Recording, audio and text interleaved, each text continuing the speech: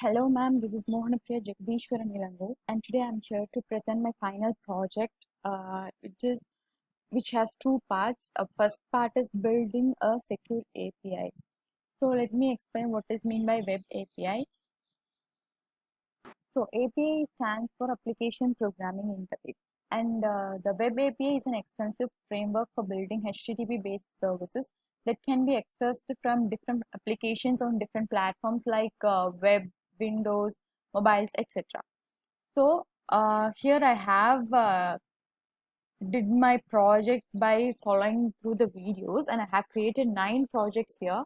And if I run this project, I'll get a so here I got the server homepage, and now what I'm going to do is I'm going to give home/authenticate to get my access token. Access token is nothing but the JSON web token, which is used to create access token for application. How it works is the server will generate a token and that certifies the user and identify and sends it to the client, and the client will send the token back to the server for every subsequent request, so the server knows the request comes from a particular identity. So here we can find that this is my access token, and the first part is the header, and the second part, the long part, is the payload, and the remaining part is the signature. So using this access token, what I'm going to do is I'm going to access through the Postman, get the data from through the Postman. So for that, what I have to do is I have to I have to add the URL in the get method, and then what I have to do is I have to add the header.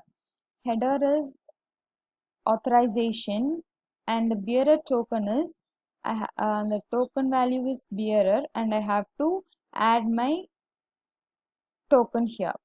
So what I have to do is I have to send request. So once I send request, I got the access token here.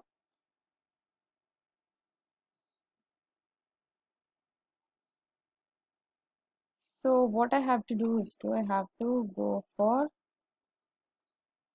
secret. So this is my secret page. So when I use secret here,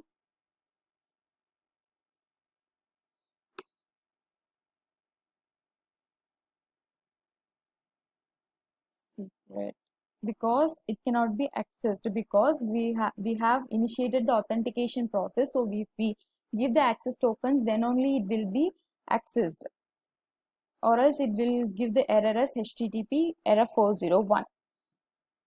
So this is my output,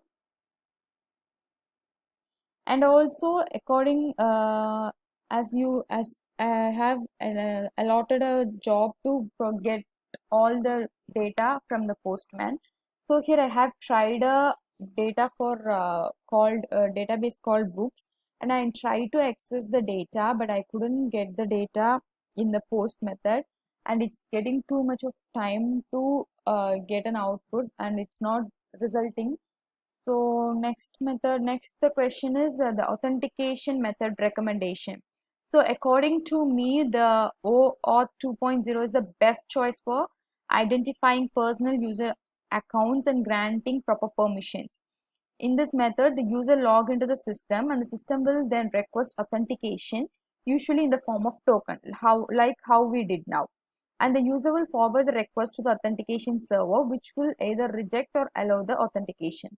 From here, the token is provided by the user and then to the requester. Such a token can be checked at any time independently of the user by a requester for validation. So this is my part 1, and the part 2 is security technology recommendations.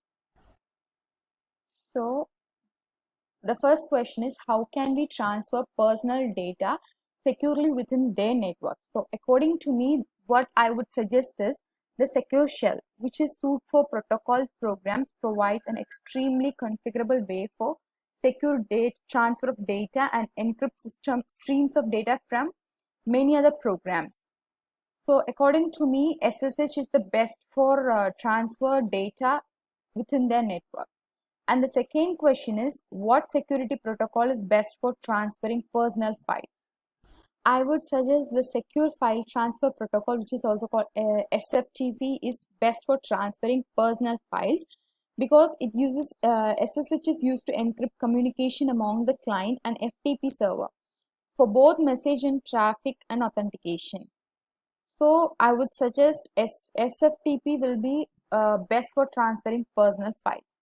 And the next question is, can we encode and encrypt images? I'm 100% sure that we can encrypt images can be encoded and encrypted in the same manner as the text is encrypted through the software. Through running a series of mathematical process named an algorithm or binary data which contains an image, the encryption program alters the value of numbers predictably. Users need the software key to decrypt the encryption code as well as it's generated by the very same software which scrambles the image. So the next question is, our database cannot be moved from the site and we need to be able to access it externally using a secure API. Can you explain the architecture of a secure API? So an API is a standard tool for engaging the public sector, but when API has a under protected organization becomes suspect to attack. Since APIs reveal record systems, which normally resides within the trusted network of an organization, additional measures must be taken to avoid the security risk and disclosure can bring. API gateways operate as a sophisticated proxy server that monitors the traffic requested, recognizes and protects against distributed DOS attacks, and utilizes current investments in antivirus and malware scanners. And the next question is, can you recommend a secure framework for coding an API? So, according to me, my suggestion would be the REST API framework can be recommended as a secure framework for coding API. REST recommends creating a data object requested through the client and submitting the object values to the user in response. For an instance, if the user requests any film in Bangalore at the given time and location, the user can generate an object mostly on the server side. So here now the user has got an entity and the user is transmitting the state of object. That is why REST is recognized as representational state transfer. The design style of REST allows user to use few bandwidths to make application more appropriate for the internet. And the next question is, what data interchange format should we use while transferring data between locations? So I would suggest the data interchange format XML should be used while transferring data between locations. XML is utilized not only to exchange data but also for creating web pages. XML's rather strict syntax enables smaller and more efficient web browser and therefore well adapted for the use with personal digital assistants and mobile phones. Web browsers that read HTML documents are riddled with programming code to accommodate for not so stringent HTML code. The XML schema enables the sharing of data in a structured framework.